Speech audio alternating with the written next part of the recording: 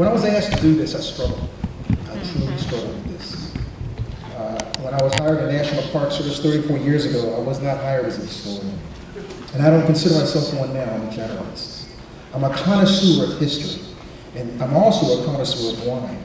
But just like history, I know when it's good, right? I don't know how they get it in the bottle. I don't know where they pick the grapes. I don't know from what side of the mountain they get it from.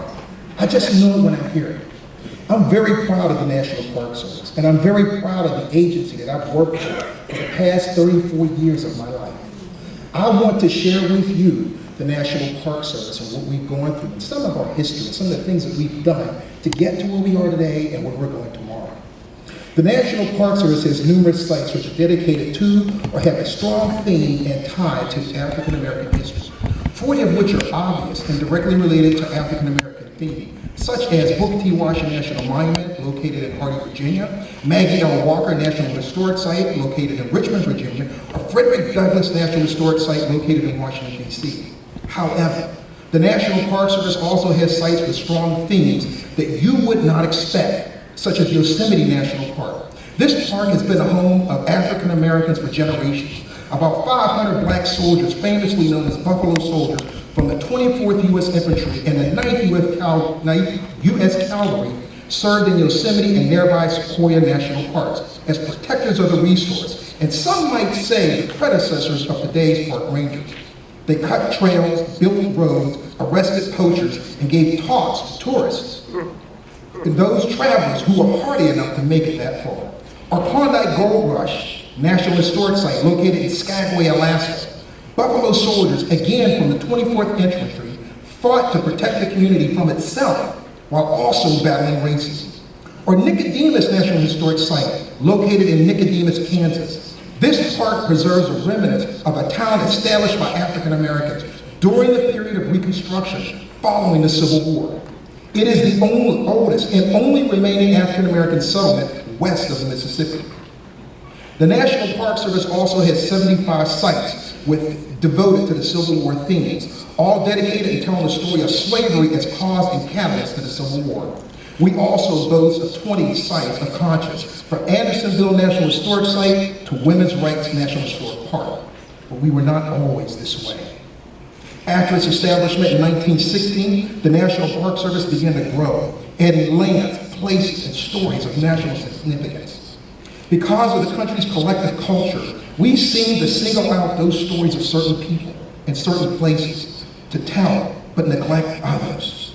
We told stories from a position of authority to inform and instruct. We determined what stories were important. We determined what the themes of those stories would be, who would be the highlight, and who would be left out. We created the curriculums and we determined what the audience would hear, when there should be applause and when there would be boos. But as the agency aged, it also grew and began to turn a corner. In 1943, the National Park Service began adding parks based solely on African American themes, and the first of which was George Washington Carver National Monument in 1943. During the 1970s, the National Park Service instigated efforts to designate black historic landmarks by hiring the American Bicentennial Corporation, ABC, a group headed by the brothers Robert and Vincent DeForest, with an advisory board that included several black political figures and many leading historians. From 1973 until the middle of 1976, the ABC received a total of $540,000 in special funding to identify, study, and nominate black historic landmarks throughout the country. By July 1974, 13 black landmarks were named, and 3 years later, there were 61 black historic landmarks approved by the National Park Service. And while it would seem that Civil War sites were obvious places to hold discussion on slavery, it was not until the 1998 Holding the High Ground Conference for Civil War Battlefield Managers was held that the interpretation of Civil War battlefields began their long arc from interpreting military battlefield tactics and strategies to the social, economic, and political ideals that brought the country to war. In 2008, the Organization of American Historians were contracted by the National Park Service to take a hard look at the national parks and how we do business. One of the crucial findings pointed out that the National Park Service tended to create a misrepresentation of history as a tightly bound, single and unchanging, accurate story with one true significance, rather than an ongoing discovery process in which narratives change over time as generations develop new questions, concerns, and multiple perspectives. The report termed this habitual practice fixed and fearful interpretation. By imagining a single national inheritance as the civic glue of all Americans, the National Park Service not only missed the chance to represent numerous, complex, and often conflicting interpretations of history found among Americans, but also overlooked the simple fact that Americans might have a different interpretation to begin with. We have observed occasions on which the drive to identify a single frozen interpretation sometimes overwhelmed obvious opportunities to present multiple perspectives that were present at the time and clearly resonate in the present. The National Park Service's past reliance on fixed and fearful interpretation is critical to the story of African Americans, because most of the National Park Service and its historical sites came about at a time when African Americans were seen but not heard, and relegated to a place of obscurity. Evolving interpretation in history is not a remake of history, but an uncovering of the stories hushed and lost in slavery, racism, and Jim Crow. This new approach prompts us to deal with tough, dicey, and prickly subjects, which is the backbone of many sites devoted to the story of African Americans. 40 national park sites deal directly with African American themes. In the last 20 years, the National Park Service has set out to change the narrative by updating its resources and themes drawn upon to create its interpretive stories. One development was a publication called The Civil War Remembered. This book called on historians to elaborate on the holding the high ground themes which re-envision the interpretation of the Civil War. As a companion to this, a Reconstruction era theme study was undertaken and a second book completed titled The Reconstruction Era. This publication presented an expanded and more historically accurate account of this misunderstood era and included themes such as African American mobilization, Southern white resistance to Reconstruction, and the legacy of terror.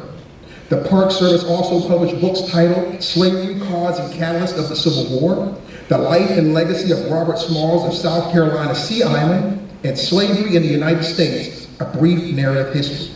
On January 8, 2018, the 400 Years of African American History Commission Act was signed by the President of the United States. The National Park Service is revamping its methods to commemorate 400 years of African American history. In a document entitled 400 Years, Discussion, Slavery, Freedom, and Race in America, the National Park Service has launched a new approach to interpreting African American history and the prickling themes that endure.